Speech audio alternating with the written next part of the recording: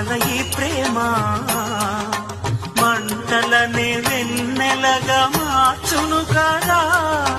గాలికి గంధము పూయడమే పూలకు తెలిసిన ప్రేమ సుధా. రాలిన పూల జ్ఞాపకమే కాలము చదివే ప్రేమ కథ. ప్రియమైన తనవారి సుఖ శాంతులే కోరి మురిసేటి గుణమే ప్రేమ.